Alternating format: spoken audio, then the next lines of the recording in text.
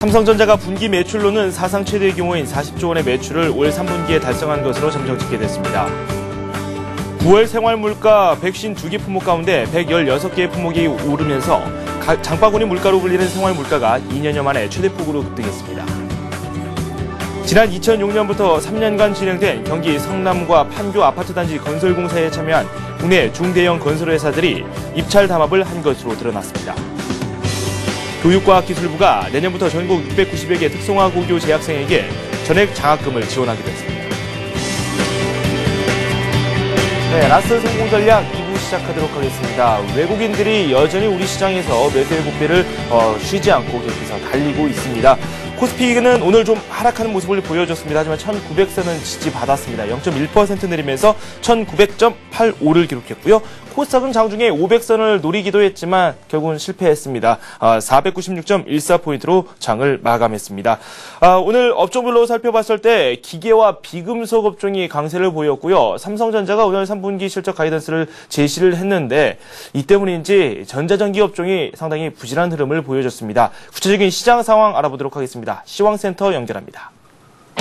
네, 시황센터입니다. 10월 7일 목요일장 마감했는데요. 오늘 코스피는 1900선을 두고 공방을 펼쳤습니다. 어제 급등에 따른 부담이 있었고요. 삼성전자 3분기 실적이 예상치를 하회하면서 시장에 부담을 줬지만 그래도 오늘 코스피는 1900은 지켜내는 모습이었습니다.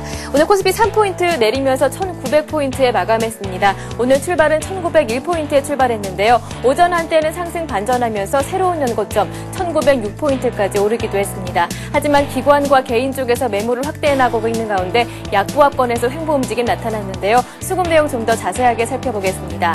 장중에 매도했었던 외국인 쪽에서는 다시 매수로 전환한 채 마감했습니다. 하지만 그 매수 물량은 확연하게 줄어들었는데요. 외국인 쪽에서 1,200억 원 정도 사주는 모습이었습니다. 어제 사줬던 투신권 오늘 다시 매도하면서 기관 쪽에서는 500억 원 정도 매도 우위가 나타났습니다. 차익 실현 매물이 강하게 나오고 있는 가운데 개인 쪽 마찬가지로 매도 우위 나타났는데요. 개인 쪽에서 1,400억 원 정도 파는 상황이었습니다. 네, 이어서 코스닥 살펴보도록 하겠습니다. 코스피가 잠시 쉬어가고 있는 가운데 코스닥 마찬가지로 활발한 움직임 보이지 못했습니다. 오늘 1포인트 내리면서 496포인트에 마감했는데요. 오늘 499포인트 출발한 이후에 500선 돌파는 아직까지는 부담이었습니다. 499포인트에서 서성이다가 496포인트까지 내려와서 마감했는데요. 수급 내용 짚어보겠습니다. 외국인 쪽에서 오늘장 매도로 전환한 채 마감했습니다. 외국인이 24억 원 정도 팔았고요. 기관 쪽에서 50억 원, 개인 쪽에서 10억 원 정도 사주는 모습이었습니다. 네, 이어서 외환시장 가보겠습니다. 오늘 원달러 환율은 3원 50전 내리면서 1114원 50전에 마감했습니다. 장중에는 1120원대 회복을 시도하기도 했었는데요. 하지만 미국에서 추가 경기 부양책을 꺼내들 가능성이 높아지면서 달러가 약세를 보였습니다. 오늘 원달러 환율은 1114원까지 내려와서 마감했습니다. 이어서 유가증권 시장 시총 상해 종목들의 움직임도 체크해 보겠습니다. 오늘 삼성전자가 3분기 실적이 예상치를 하회하면서 2.9% 하락했습니다. 포스코는 설강주 강세에 강보함 유지했고요. 현대중공업이 오늘 3.6% 오르면서 신고가를 다시 썼습니다. 현대차는 오늘 1% 내렸고요. 현대모비스 마찬가지로 내렸습니다. LG화학이 약보합 조정받았습니다. 한국전력 마찬가지로 1%로 내렸고요. 하지만 KB금융이 상대적으로 강한 모습을 보여주면서 0.9% 올랐습니다. SK에너지는 2.6% 오르는 모습이었습니다. 이어서 코스닥 가보겠습니다. 셀트리온과 서울반도체가 강보합권으로 올랐고요. SK브로드밴드는 1.5% 내렸습니다. CJ홈쇼핑이 나흘째 하락하고 있는데요. 오늘 장에서도 4%대 급락하는 모습이었습니다. 다음이 0.1% 올랐고요. 메가스터디가 2%대로 내렸습니다. 외국 해창구에서 매도 물량이 강하게 출회됐습니다. 태웅이 1% 올랐고요. 포스코캠텍은 강보합 유지한 채 마감했습니다.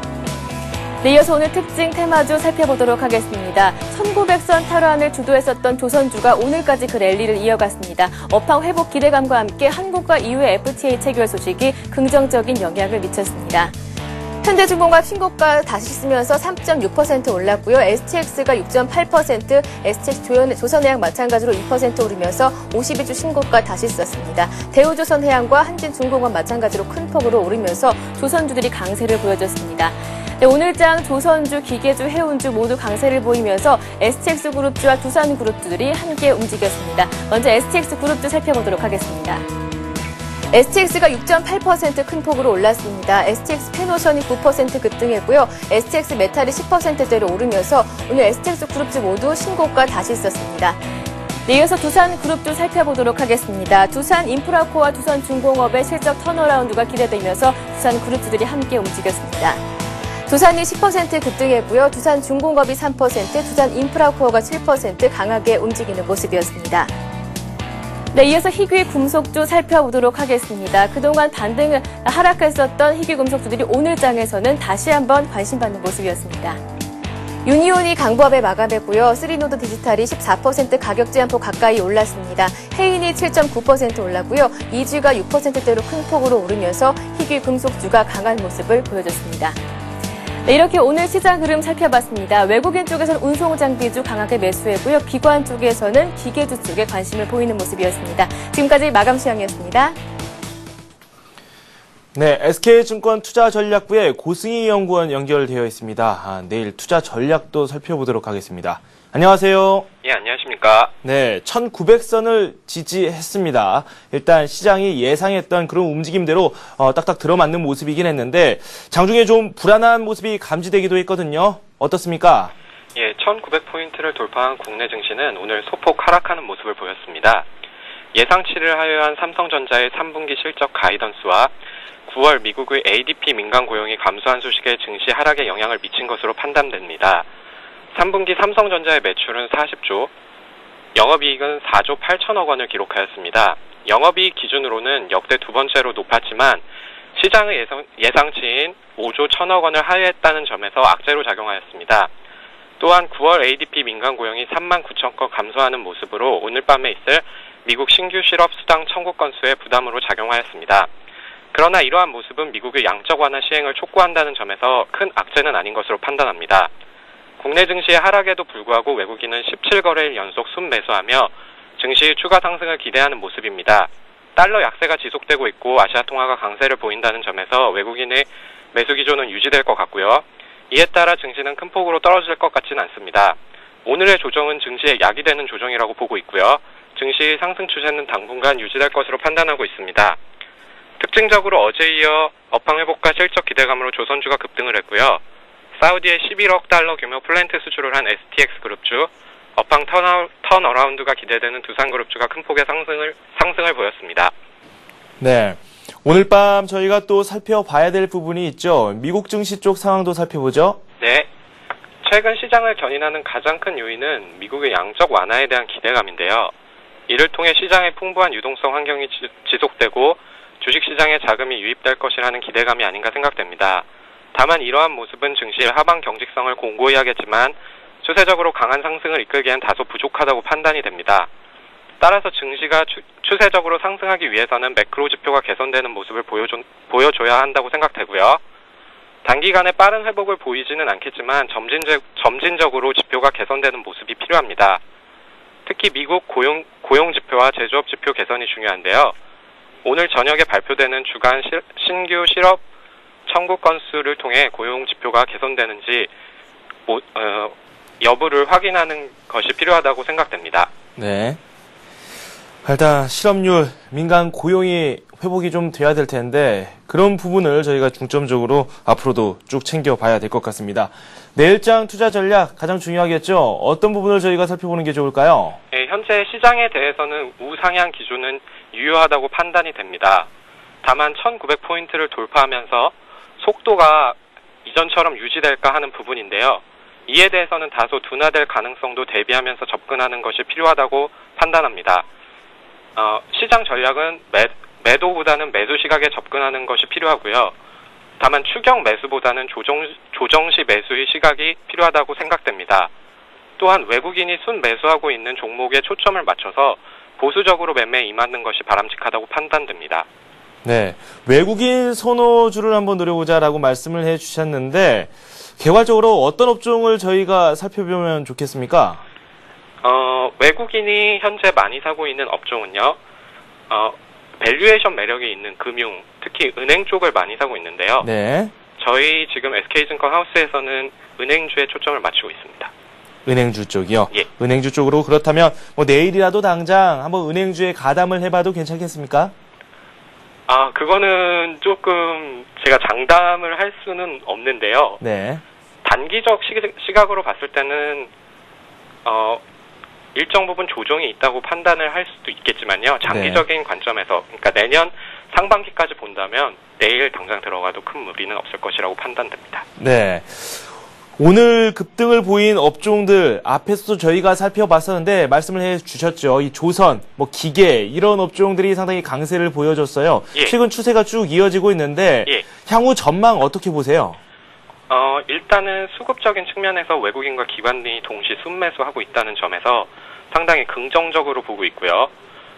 기계업종 같은 경우는 사실 미국의 캐터필라도 연중 최고치를 기록하는 등 상당히 긍정적인 모습을 보이고 있습니다. 지수도 여전히 높은 수준이고요. 이전과 같이 지수보다는 종목이 주도주가 계속 올라가고 있기 때문에 현재 주도하고 있는 조선, 기계도 상당히 긍정적으로 보고 있습니다. 네. 오늘 삼성전자가 실적 가이던스를 발표했고 상대적으로 전기전자 업종이 약세를 보였거든요. 예. 개인 투자자들 많이 노리고 있죠. 이 전기전자 업종 전망도 함께 말씀 좀 해주시죠.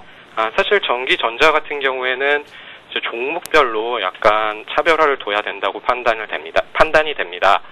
하이닉스나 LG 디스플레이 같은 경우에는 과거에 조정을 많이 보여서 최근에 외국인과 기관이 조금씩 사면서 반등을 하는 모습을 보였고요. 네. 3분기 실적 발표가 이제 좀 있으면은 되기 때문에 추가적으로 큰 폭의 하락은 없을 것이라고 판단이 됩니다. 네. 일단은 많이 오르지 못한 업종, 그 내에서도 종목에 대한 관심 꾸준히 제시를 해주고 계시는데 일단 종합주가지수 자체는 좀 과열됐다라는 분위기도 있는 건 사실이거든요. 예. 현 지수대에서 더 상승이 가능할지 그 부분에 대한 논의가 좀 필요하지 않을까라는 생각이 듭니다. 어떻게 생각하세요? 예, 저희 증권의 4분기 코스피 밴드는요. 최대 2050까지 보고 있는데요. 네. 그 이유는 외국인이 지속적으로 내년 상반기까지 순매수를 지속할 거라고 판단을 하기 때문입니다. 사실 1900포인트 자체에 심리적인 부담이 되기는 하지만요. 네. 추가적으로 지수는 상승할 수 있다고 판단을 합니다. 네.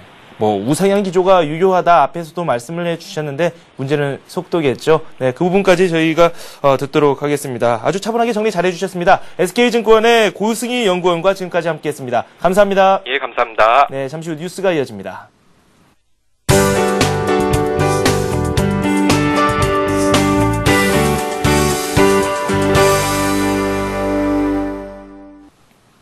이 시각 주요 뉴스입니다. 삼성전자가 분기 기준으로 올 3분기 사상 최대 매출인 40조 원을 기록했습니다. 하지만 영업이익은 경기 둔화와 부품 및 완제품 가격의 하락 등의 영향으로 예상치를 밑돌았습니다. 삼성전자는 오늘 3분기 실적 전망치를 공시해 매출액 40조 원, 영업이익 4조 8천억 원을 올렸다고 밝혔습니다. 이는 분기 기준으로 사상 최대 실적을 올린 지난 2분기에 비해 매출액은 5.6% 증가했으나 영업이익은 4.2% 줄어든 것입니다. 전년 같은 기간에 비해서는 매출액은 11.5%, 영업이익은 13.7% 늘었습니다. 당초 증권가에서는 삼성전자의 3분기 영업이익이 5조 원 안팎이 될 것으로 전망했으나 컨센서스에 비해서도 다소 낮은 수치를 보였습니다. 장바구니 물가로 불리는 생활물가가 2년여 만에 최대폭으로 급등했습니다. 통계청 등에 따르면 지난 9월 생활물가는 작년 동월 대비 4.1% 올라 글로벌 금융위기로 우리 경제가 휘청거리던 2008년 10월에 4.8% 이후 최고치를 기록했습니다. 생활물가는 지난해 5월부터 10월까지 전년 동월에 비해 1%대 증가에 머물렀고 올해 들어서도 2에서 3% 수준을 유지했습니다. 하지만 폭우 등 이상기후로 신선식품의 공급이 수요를 맞추지 못하면서 9월 들어 이 같은 급등 현상을 보인 것으로 풀이됩니다. 세부적으로는 9월 생활물가 152개 품목 가운데 116개 품목 가격이 올랐고 상추와 호박, 무 등 9개 품목은 2배 이상의 급등세를 보였습니다.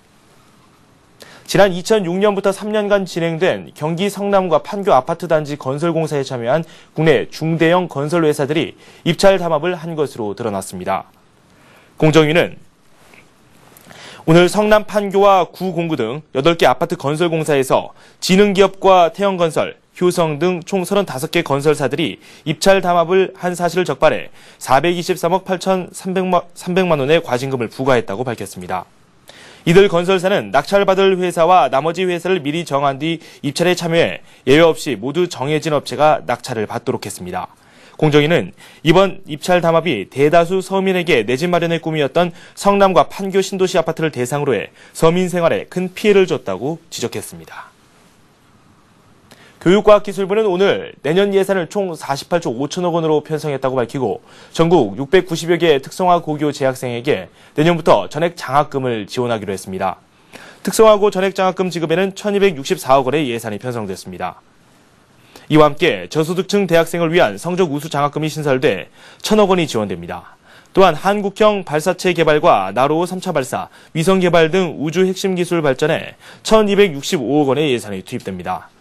미래 핵심 기초 연구 예산은 1조 원 이상으로 늘었으며 세계적 수준의 핵심 원천 기술 개발을 지원하는 글로벌 프론티어 사업에는 500억 원을 배정했습니다.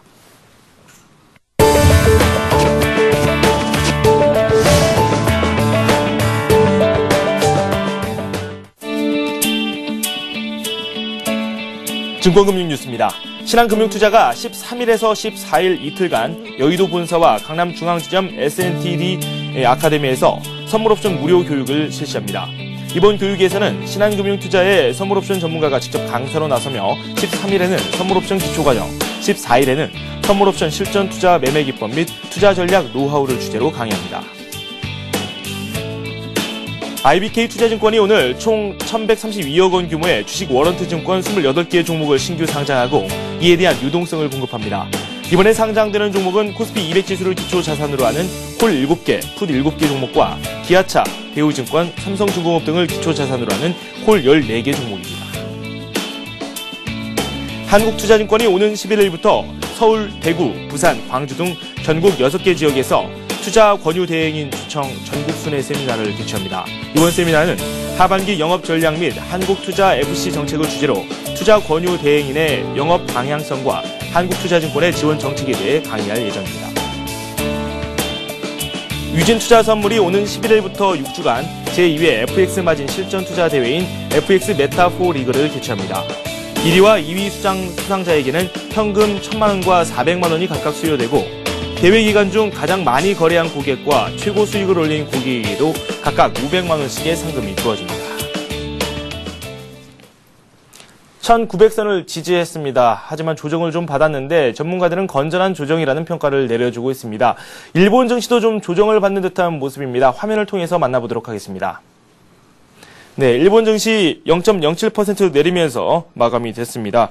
경기 부양책에 대한 기대로 종목별로 상승장이 펼쳐지기도 했는데 역시 엔화가 문제였습니다. 수출주를 중심으로 약한 모습을 보이면서 오늘 좀 조정을 받았습니다. 오늘 저희가 준비한 소식은 여기까지입니다. 시청해주신 여러분 고맙습니다.